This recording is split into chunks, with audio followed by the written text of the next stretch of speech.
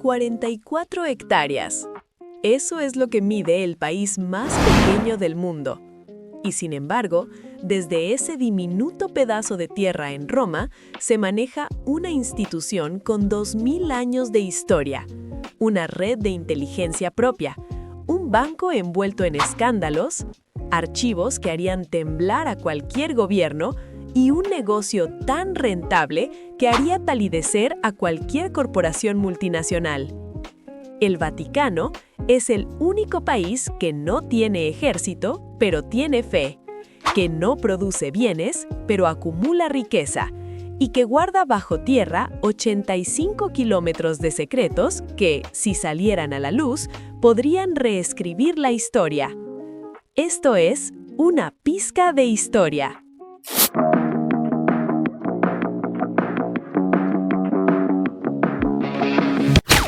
Para entender el Vaticano, tenemos que ir al principio.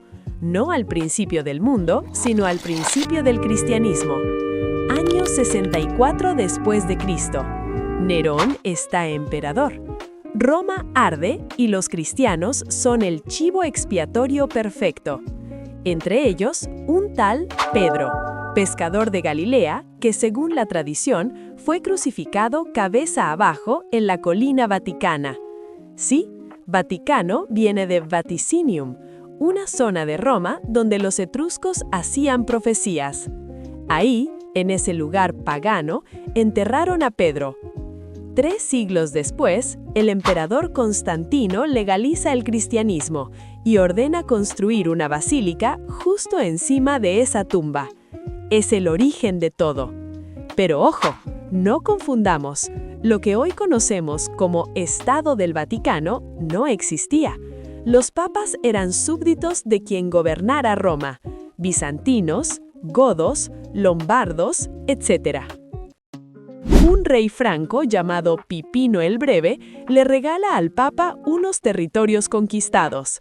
Nacen los Estados Pontificios.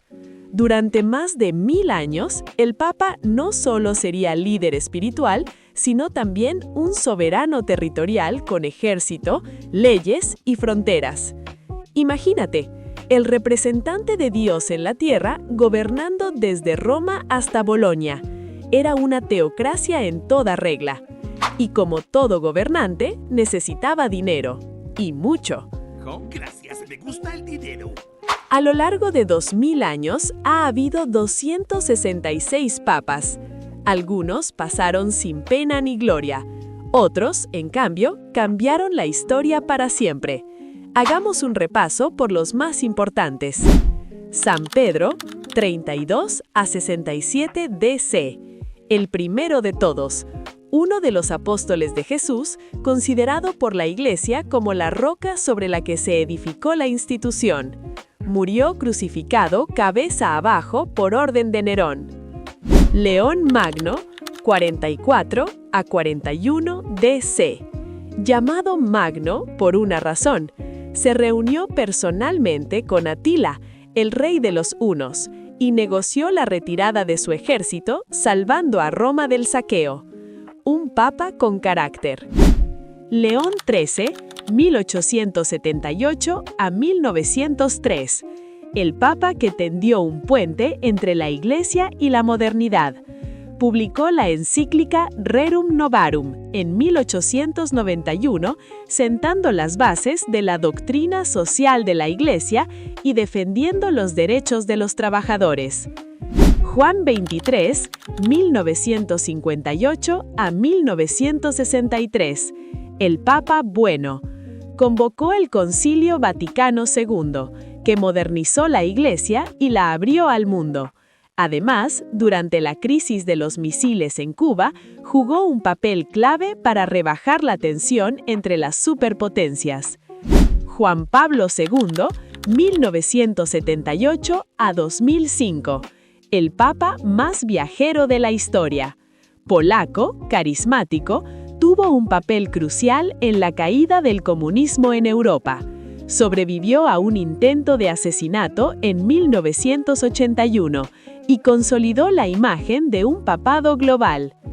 Francisco, 2013 a 2025. el primer papa latinoamericano y jesuita. Impulsó reformas en la Curia Romana.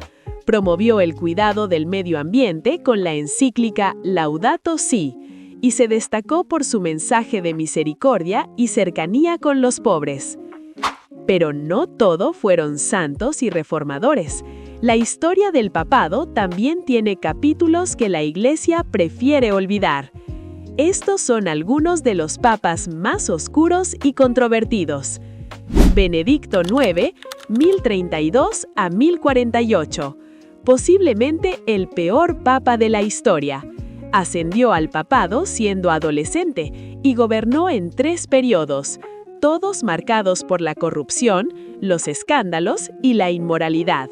Se dice que vendió el papado a su padrino por una suma de dinero, un acto de simonía sin precedentes. La agitación de su reinado fue tal que obligó a la Iglesia a reformar todo el sistema de elección papal, dando origen al conclave tal como lo conocemos. Alejandro VI, 1492 a 1503, más conocido por su nombre secular, Rodrigo Borgia. Este papa valenciano es el estereotipo del Renacimiento corrupto. Tuvo amantes, hijos reconocidos como el famoso César Borgia, y usó su posición para favorecer a su familia sin ningún pudor.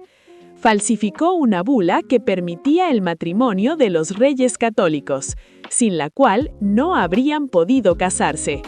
Fue acusado de simonía, nepotismo y hasta de orgías en el Vaticano. León X, 1513 a 1521.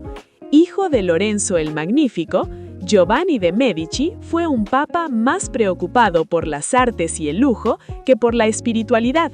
Su pontificado coincidió con el estallido de la Reforma Protestante, y su respuesta fue excomulgar a Lutero, pero sin abordar los problemas de fondo que habían llevado a la rebelión.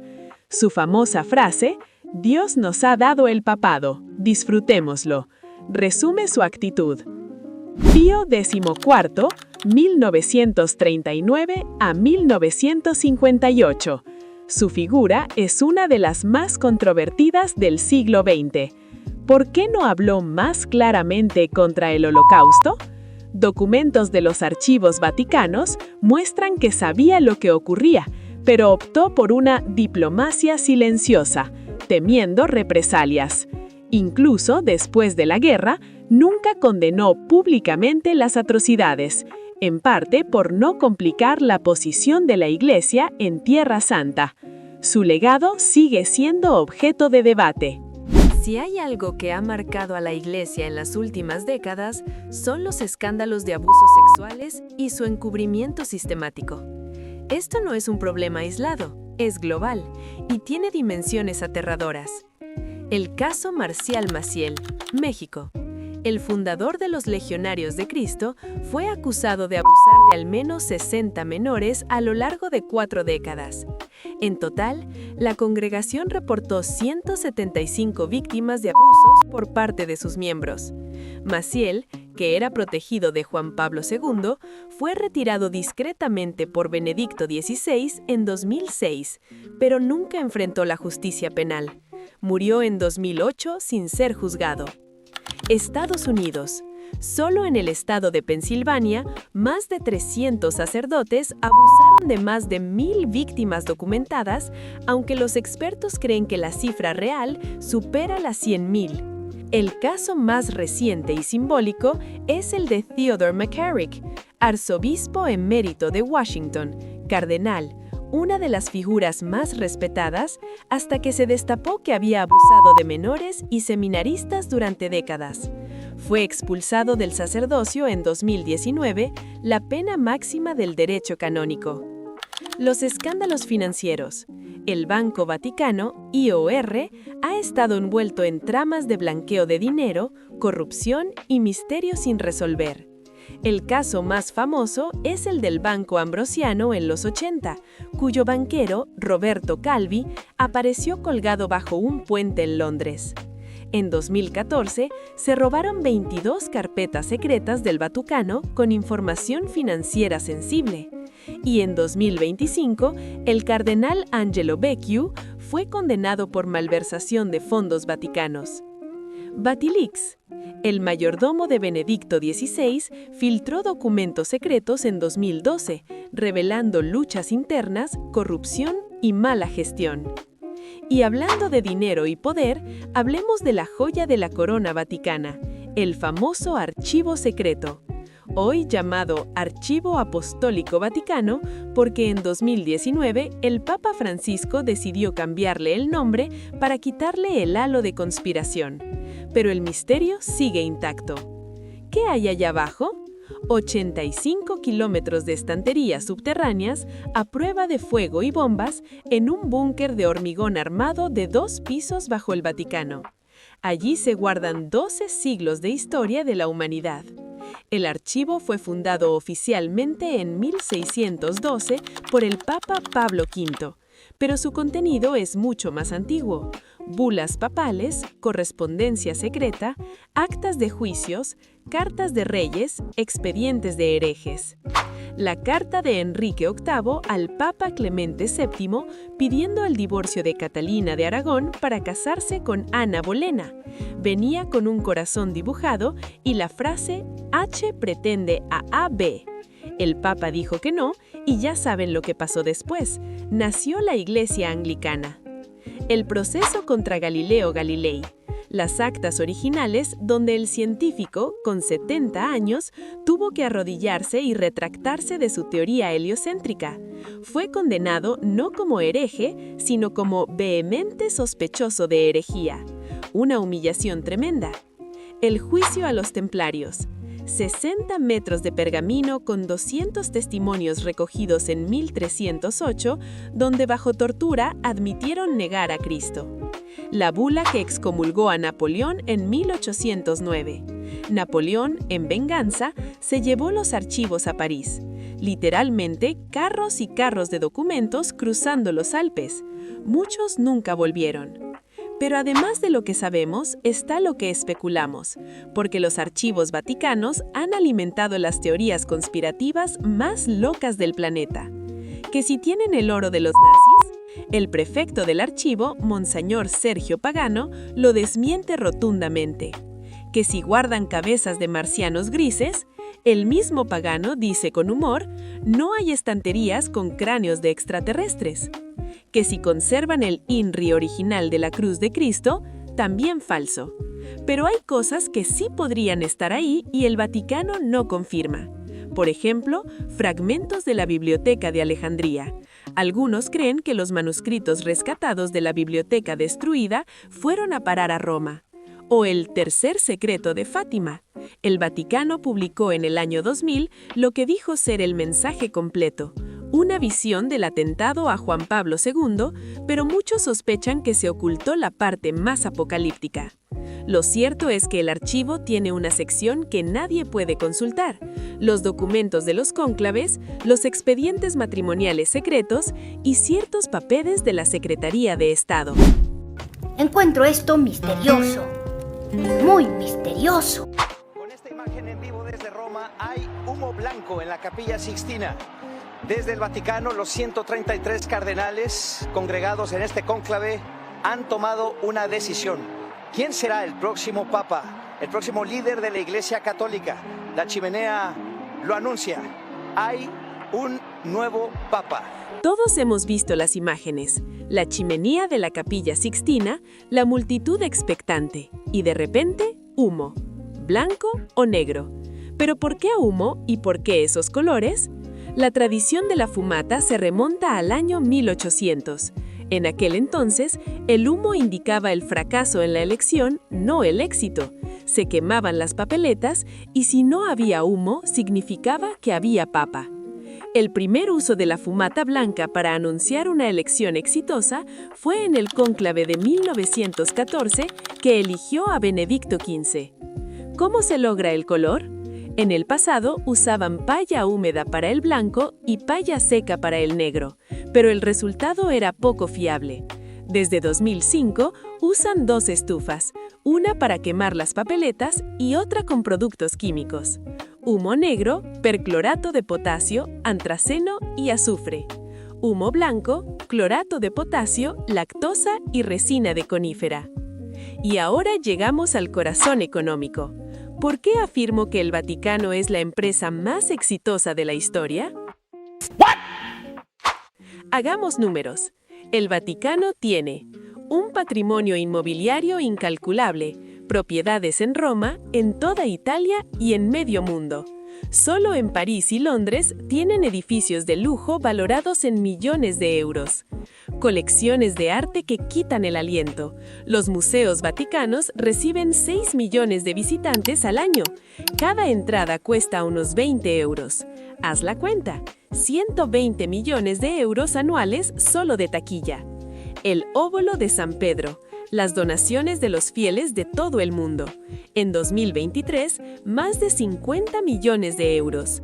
Inversiones financieras en bancos, fondos y empresas de todo el mundo. Se habla de una cartera de más de 1.500 millones de euros. Y un intangible, la marca más antigua y confiable del mundo. La gente confía en el Vaticano, le dona dinero, le deja propiedades en herencia, y eso, en términos de valor de marca, no tiene precio. Pero ojo, no todo es rentabilidad. El Vaticano también gasta millones. Mantener el patrimonio artístico, pagar a sus empleados, unos 5.000, sostener embajadas en todo el mundo y financiar obras de caridad. En 2023, los gastos superaron los ingresos en unos 80 millones de euros. El déficit se cubre con las reservas acumuladas. El verdadero éxito del Vaticano no es financiero, es estructural. Han creado una organización que ha sobrevivido 2000 años. Imperios han caído, reyes han sido derrocados, sistemas políticos se han derrumbado. El Vaticano sigue ahí. Y eso, en términos empresariales, es la definición de éxito. Después de este recorrido, ¿qué conclusión podemos sacar? El Vaticano es una paradoja viviente. Es el estado más pequeño del mundo, pero su influencia es global. Predica la pobreza, pero maneja fortunas incalculables. Habla de transparencia, pero guarda secretos durante siglos. Es una monarquía absoluta en pleno siglo XXI y aún así sigue siendo relevante. Los archivos vaticanos, con sus 85 kilómetros de documentos, son el reflejo de esa dualidad. Por un lado, contienen la memoria de Occidente, las decisiones que moldearon nuestra civilización. Por otro, alimentan nuestras fantasías más oscuras sobre conspiraciones y poderes ocultos. La verdad, como siempre está en el medio. El Vaticano no es el centro de una conspiración global, pero tampoco es solo una iglesia inofensiva. Es una institución humana con todas las luces y sombras que eso implica. Ha tenido santos y pecadores, genios financieros y banqueros corruptos, diplomáticos brillantes y espías sin escrúpulos. Lo que hace único al Vaticano es su capacidad de adaptarse. Ha sobrevivido a imperios, guerras, revoluciones y escándalos porque sabe cambiar cuando es necesario y porque al final del día maneja algo que ninguna otra empresa puede ofrecer: la esperanza de la vida eterna. Ese es su verdadero negocio, y mientras los humanos sigan preguntándose qué hay después de la muerte, el Vaticano seguirá siendo la empresa más exitosa de la historia. Ahora quiero saber tu opinión. ¿Crees que el Vaticano debería abrir todos sus archivos? ¿Qué papa te parece más fascinante y cuál más reprobable? Si te gustó este video, dale like y suscríbete. Déjamelo en los comentarios y dime de qué quieres que hablemos en el siguiente video. Esto es Una Pizca de Historia.